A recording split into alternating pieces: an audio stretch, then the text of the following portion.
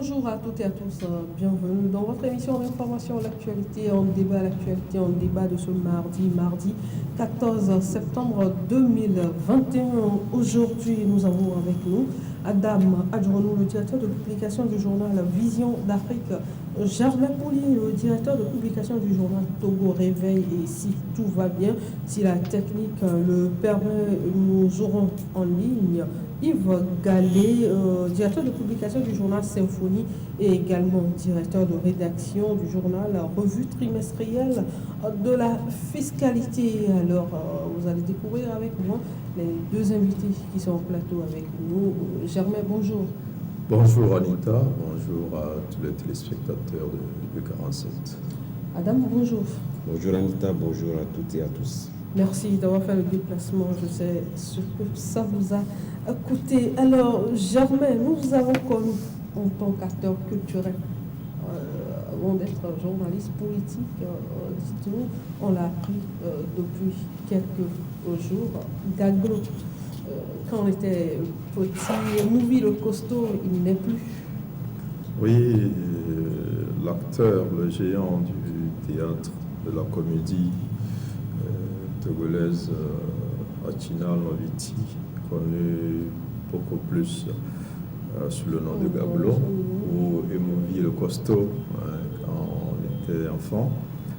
Il a même fait une chanson avec Mouvi le costaud. On m'appelle le costaud. Voilà, avec un clip qui amusait énormément. Donc c'est en réalité un cadre de banque qui a travaillé à la VTCI, mais un passionné de la culture et des arts, qui a d'ailleurs créé une association qui s'appelle les 3A, et qui est à la tête de cette association-là, qui a beaucoup donné pour le théâtre togolais, même si aujourd'hui ce genre est pratiquement perdu depuis plus d'une quinzaine d'années. Le théâtre, ce n'est plus ça en Afrique en général. Mais l'âge d'or du théâtre africain, du théâtre togolais, c'est un peu cette génération-là, quand nous étions un peu plus jeunes, à la télé, qui nous alimentait toutes les semaines avec des productions. C'était assez intéressant. Et l'homme est passé un peu aux oubliettes. Il a réapparu après dans des films, même à l'échelle continentale. Il a joué avec de grands acteurs comme Go Michel donc, et tant d'autres. Et là, il avait beaucoup à donner. Il a été malade depuis plusieurs mois. On se souvient dans une de vos parutions, de votre dernière parution, vous avez parlé de sa prise en charge. Oui, et donc vraiment le chef de l'État avait dépêché son médecin personnel pour le suivre. Donc il souffrirait d'insuffisance rénale due à un cancer de prostate, selon ses proches. Dans l'information que nous avons eue, donc il est parti très tôt, donc à 2 heures du matin. Et c'est une triste nouvelle pour la culture togolaise en général, pour sa famille bien sûr, mais c'est un homme de culture. Et quand il était malade, plusieurs voix s'étaient levées pour demander qu'on le décore. Mais bon, il faut voir aussi qu'on ne pouvait pas aller le décorer sur un lit d'hôpital. Le chef de l'État a mis des moyens pour espérer le sauver, peut-être pour que cela arrive un peu plus tard. Donc c'est une perte. Il n'avait que 68 ans, il n'avait pas 70 ans. On peut dire qu'il avait beaucoup à donner encore à ce monde de la culture et des arts.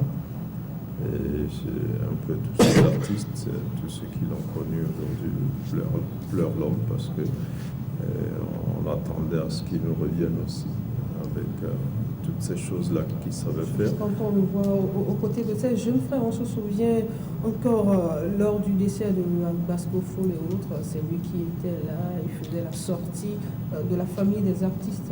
Oui, tout à fait. C'est quelqu'un de l'ancienne génération, mais qui a toujours su collaborer avec la nouvelle génération des humoristes, donc qui a fait son apparition. Donc, il avait beaucoup à donner. C'est assez triste qu'il parte donc à cet âge-là, alors qu'on comptait encore sur lui pour nous offrir d'autres œuvres.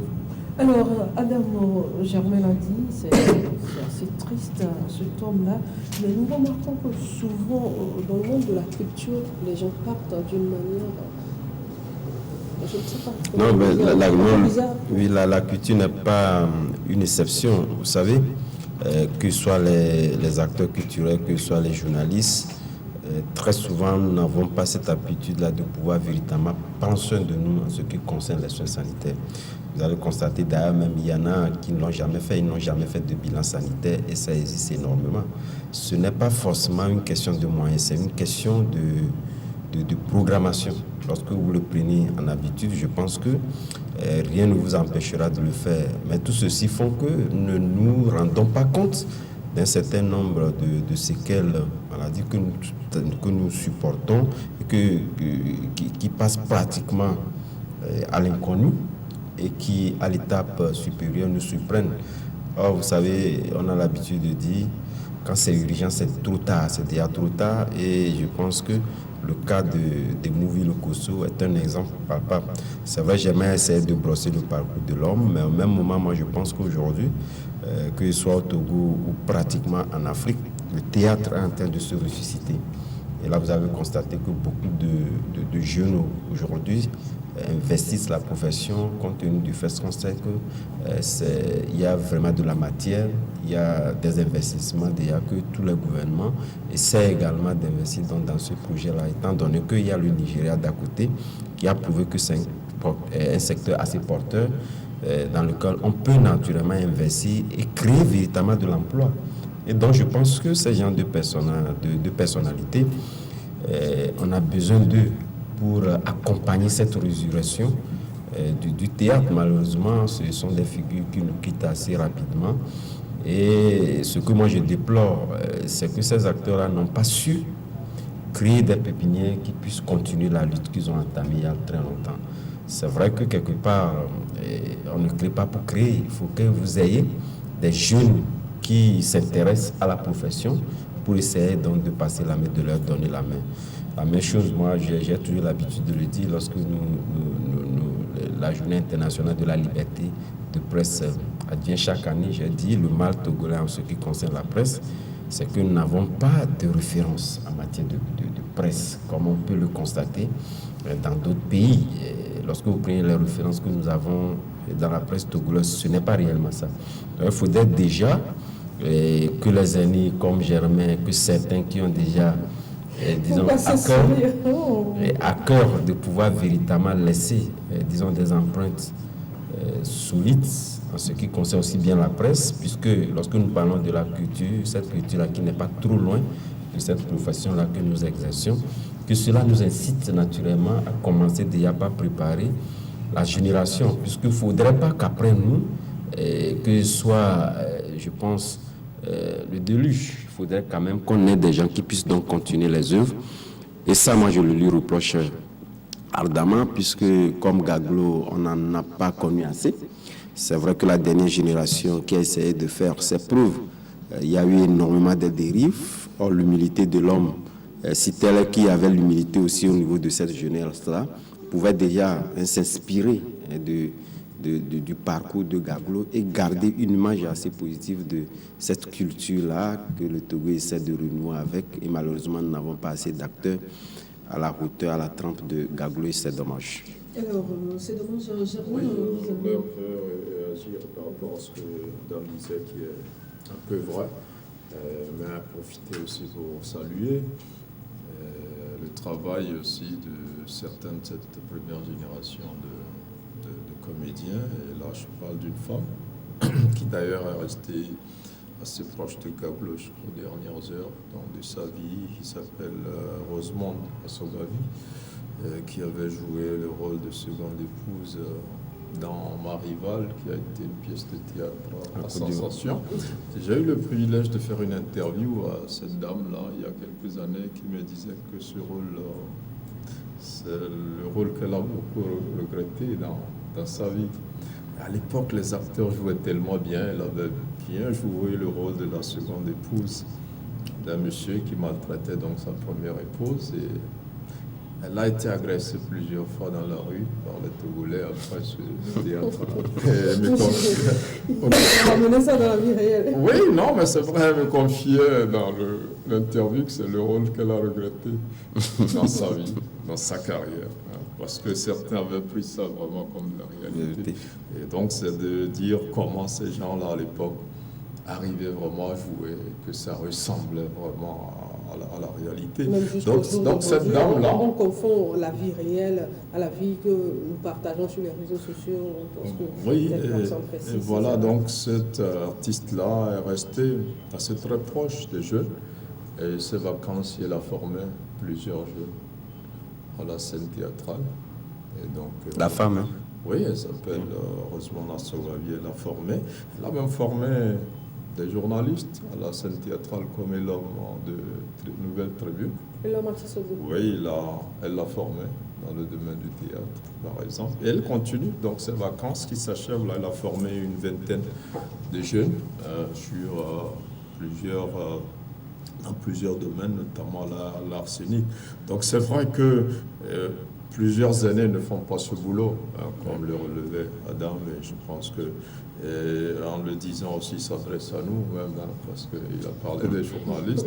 Qu'est-ce que nous faisons pour aider les jeunes passionnés qui ont envie de faire ce que nous faisons? Est-ce que nous sommes prêts à les accompagner? Est-ce que nous attendons de partir comme Gaglo un jour et qu'on dise, ben voilà, on n'a rien fait pour aider les gens? J'espère que vous n'avez pas. Oui, mais donc je juste voulais profiter quand même pour saluer cette exception-là, qui est Madame Rosemonda Sogavi, qui, on ne voit plus beaucoup, on ne la voit plus, parce que c'est vraiment l'ancienne génération. Mais elle était très très jeune à l'époque, mais elle est restée assez présente. Elle a créé d'ailleurs une association qui s'appelle CATU, Collectif des Artistes Unis pour le Togo, qui fait quand même un bon travail. Alors, du décès de Gaglo, nous allons parler des décès liés au coronavirus. On le sait depuis un certain moment, les chiffres ne font qu'augmenter. Alors, le vaccin devient une obligation dans notre pays. Adam, mine de rien, on ne le dit pas, hein, c'est pas obligatoire comme l'OMS l'a dit, le vaccin n'est pas obligatoire. Mais quand vous faites un tour dans nos services aujourd'hui, quand vous parcourez les communiqués et du gouvernement et de certains ministres, le vaccin devient entre griffes obligatoire. Non, c'est vrai, l'OMS l'a dit, mais lorsque vous prenez les questions qui surviennent à tout moment concernant ce vaccin-là, je pense que si même nous n'avons pas trop d'éléments pour justifier l'injustifiable, tenant compte donc de ces questions qui se posent, compte tenu du fait de la complexité de ce virus-là, il n'en demeure pas moins de constater quand même qu'il a des facettes de positivité. En témoigne le fait qu'on nous dit aujourd'hui, lorsque nous faisons inoculer ce vaccin-là, ne sont pas, disons, candidats à faire des formes graves du coronavirus, qui peut, malheureusement, qui a conduit certains à connaître ce que nous n'avons pas souhaité pour la plupart de nos concitoyens.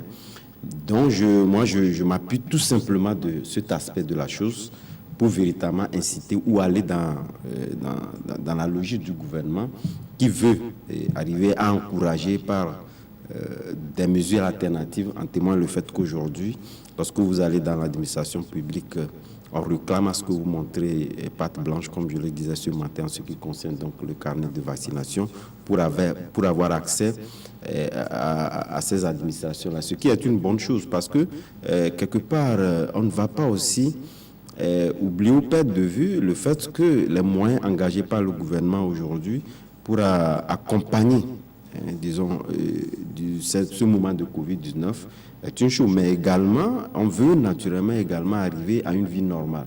Et pour arriver à une vie normale, on nous parle de l'immunité collective. Cette immunité collective demande qu'on ait dans de l'effectif. Donc je pense que chacun en ce qui le conseille, il n'y a pas que le gouvernement.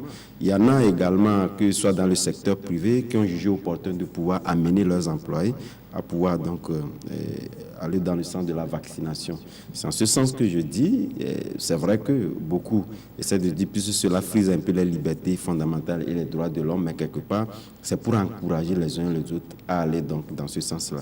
Mais au même moment, moi, j'étais un peu sidéré, disons, des dispositions restrictives de ces derniers moments que j'ai jugées l'une des dispositions les plus impopulaires possibles que le gouvernement ait prises. Lesquels, par exemple? Lorsqu'on nous dit aujourd'hui, oui, on nous dit que voilà les grands bars, et qu'on sait pertinemment que ce sont ces endroits-là qui regorgent à tête de foule, moi j'estime que s'il ne serait pas opportun de pouvoir demander à ce que, puisque nous avons des équipes de contrôle, pour que les gens aient accès à ces milieux-là, de véritablement également montrer disons, la carte vaccinale pour avoir accès. Vous estimez? C'est vrai que ce ne serait pas... Non, non, je vous explique.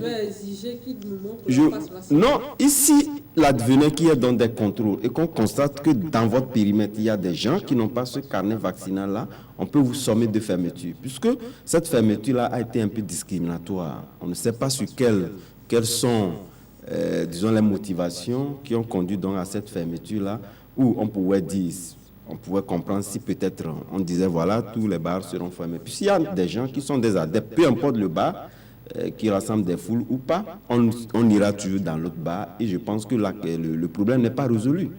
Même son de cloche, lorsque nous prenons aujourd'hui les églises, on sait que les leaders religieux, moi je l'ai dit aujourd'hui dans notre publication de ce matin, je pense qu'au lieu de demander à ces gens-là de fermer, on pouvait mieux faire de les demander d'inciter dans les fidèles à la vaccination.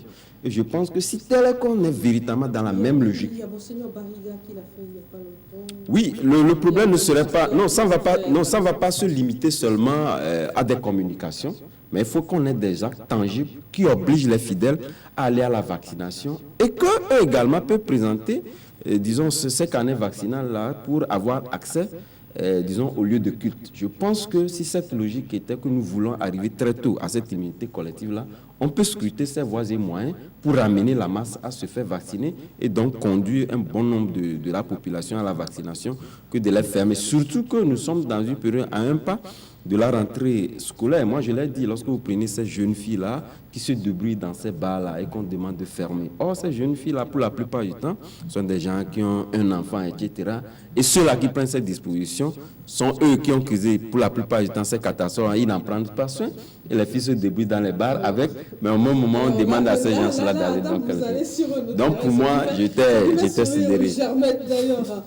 Alors, Germain, obligation entre griffes de se faire vacciner. Mais est-ce qu'avec les doses que nous recevons, le Togo dispose d'assez de vaccins pour qu'aujourd'hui on dise à la population allez nous faire vacciner tous? Je crois que gouverner, c'est prévoir. Et si le gouvernement, d'abord, il n'a pas encore rendu obligatoire la vaccination, mais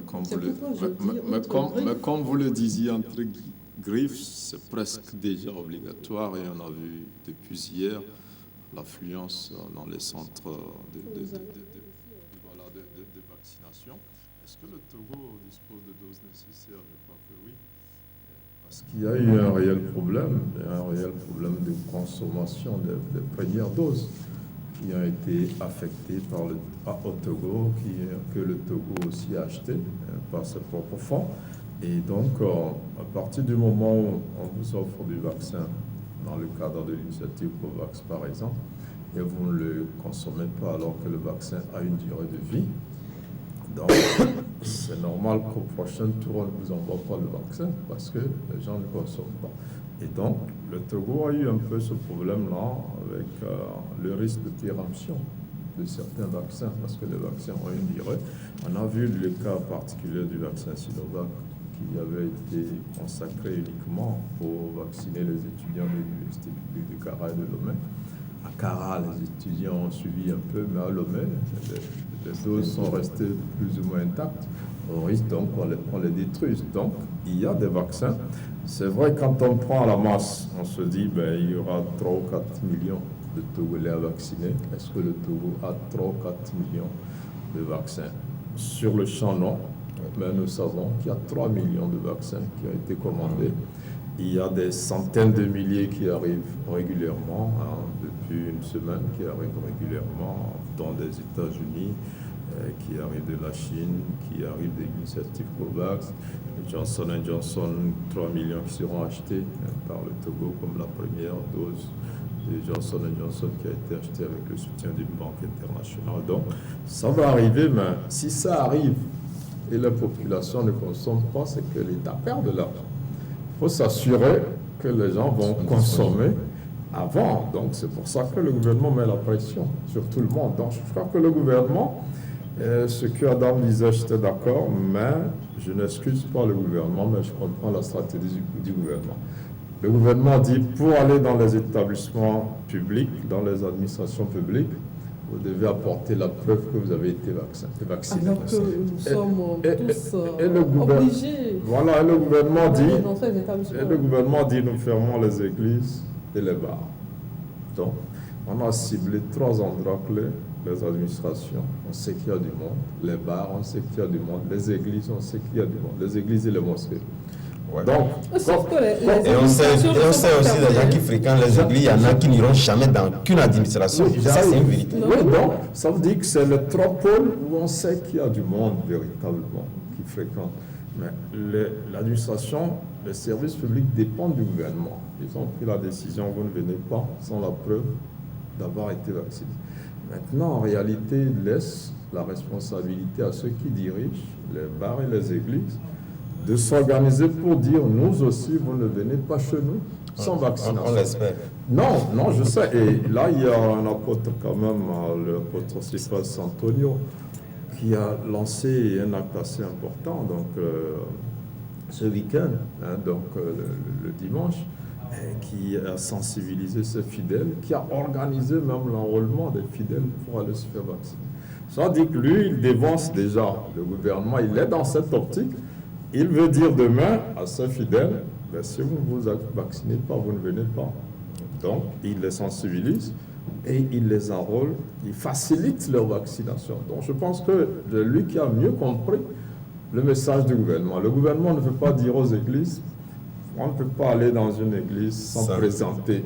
Là où c'est du ressort du gouvernement, c'est l'administration. Ils disent clairement, vous ne venez pas chez nous sans la preuve du vaccin. Mais les bars, les mosquées, les églises, il n'a pas le droit de dire que vous ne pouvez pas aller là-bas.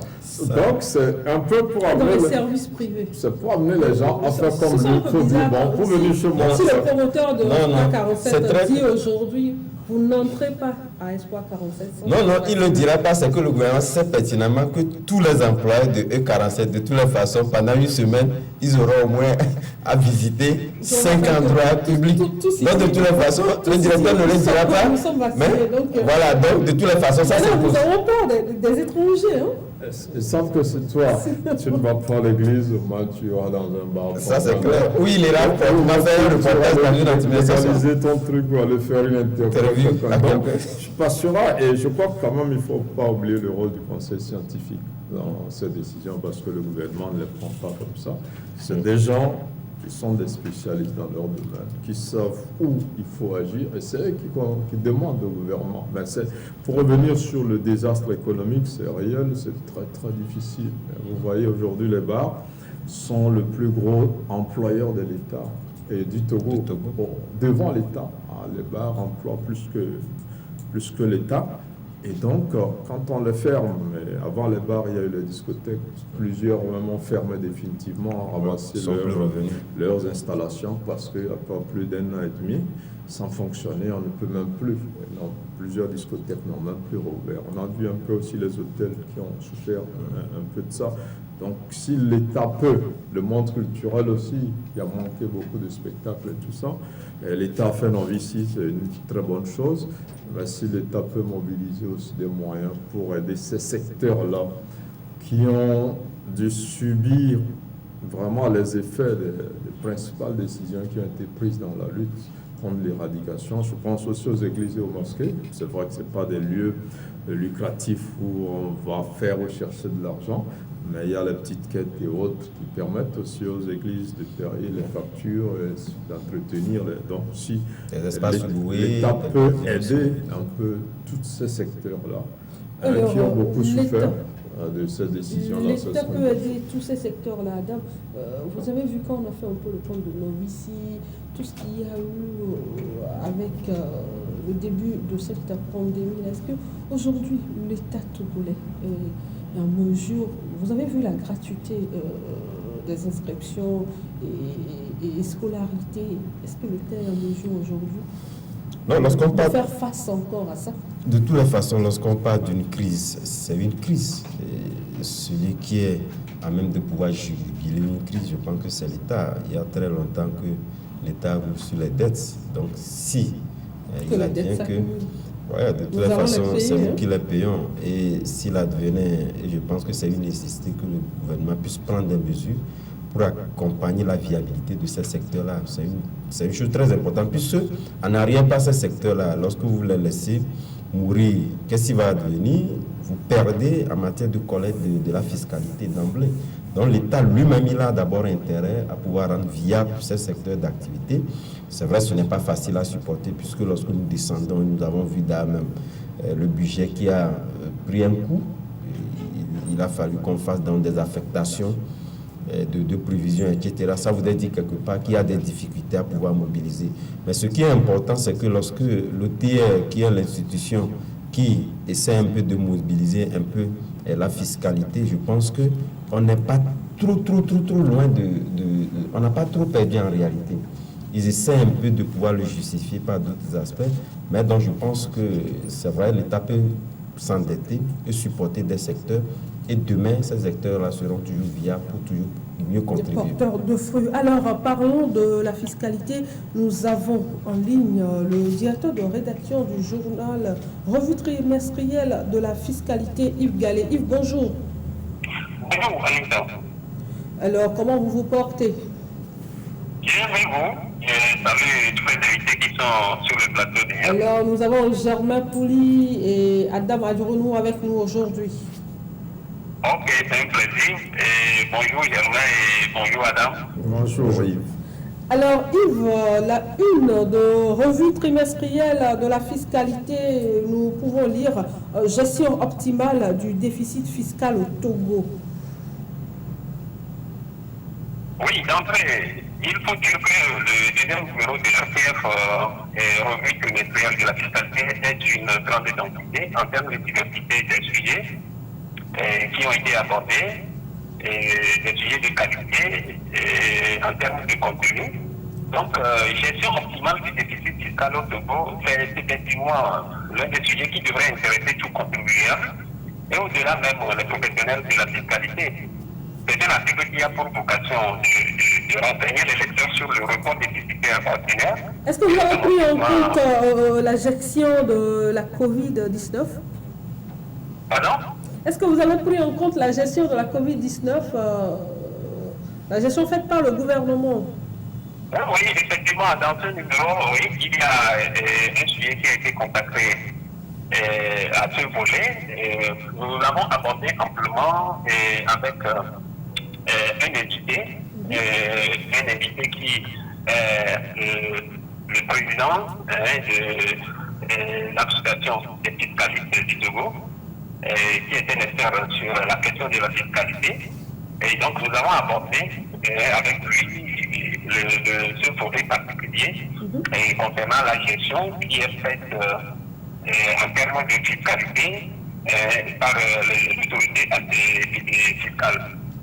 Donc, je disais que par rapport à la gestion optimale du déficit fiscal au Togo, c'est un sujet qui va intéresser tout le monde.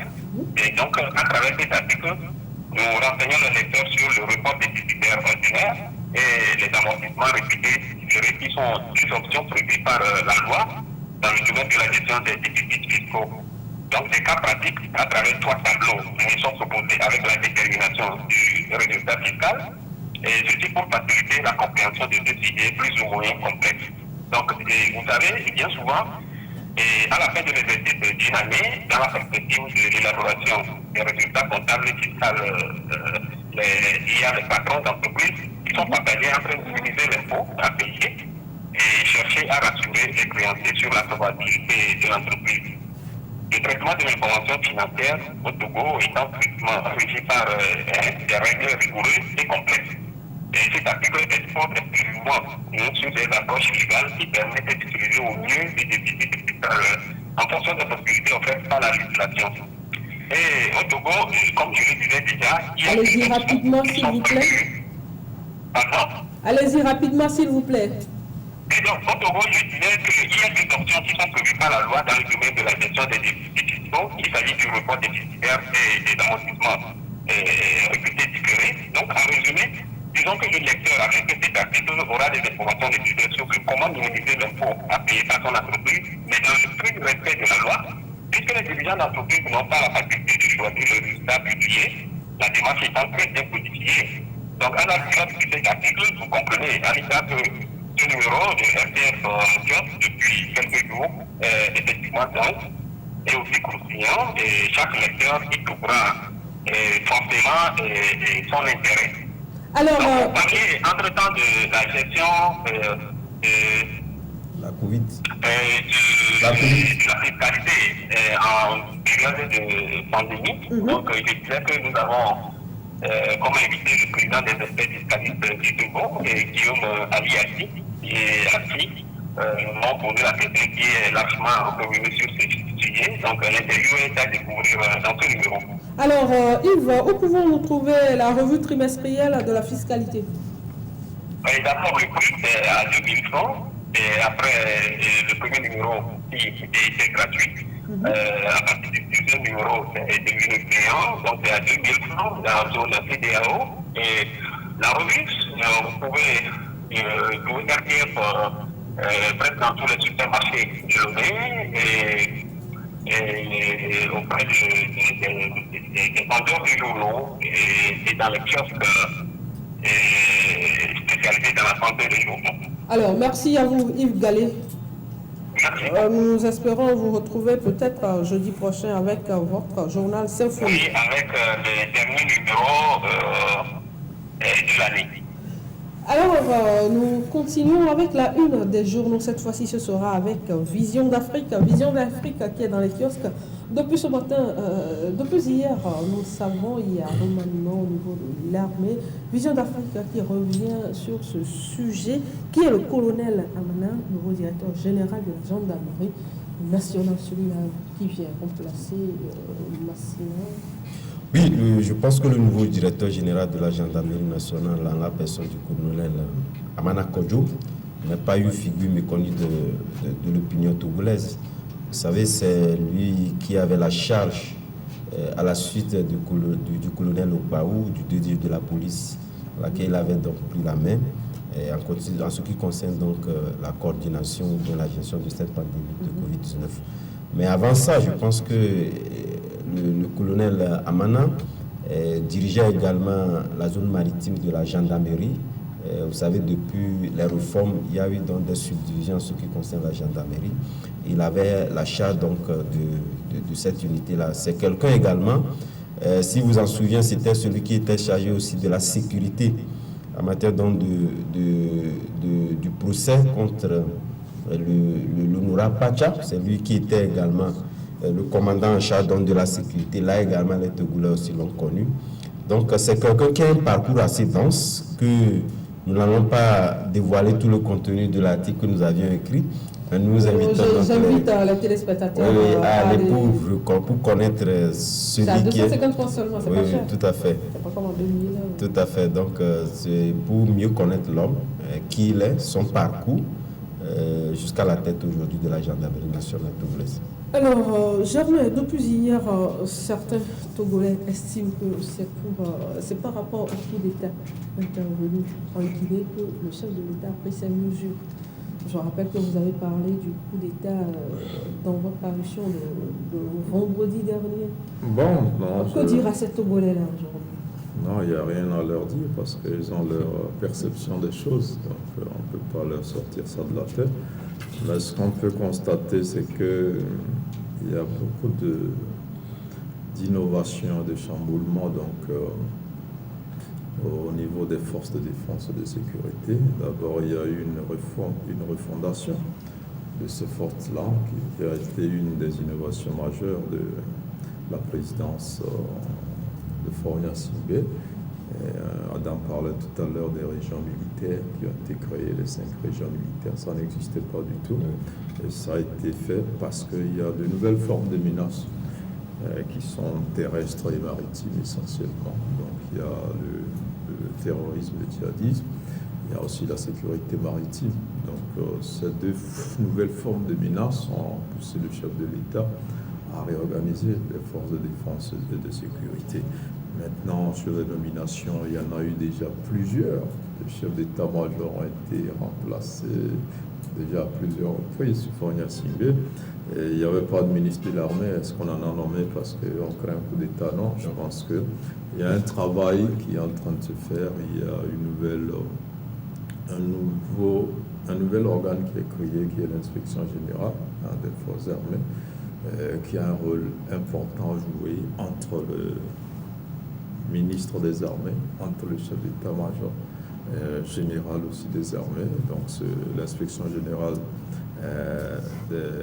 des armées, c'est une nouvelle institution, donc il y a un général Agny et le général, il y a un général qui était rattaché à la présidente, Adjito, voilà, le général Adjito qui était rattaché à la présidence et qui est finalement affecté à cette inspection générale-là, qui est donc le patron.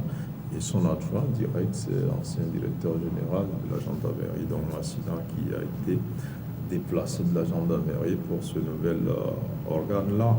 Donc maintenant, est-ce qu'on a peur que ces deux officiers-là fassent des coups d'État parce qu'on les a mutés? Est-ce qu'on a créé un nouvel organe? Parce que, bon, ça veut dire que, est-ce qu'on a créé un nouvel organe pour éviter un coup d'État? Ou est-ce qu'on a déplacé ceux-là qu'on a envoyés à ce nouvel organe? Je crois que c'est des supputations qui n'ont pas de réel fondement.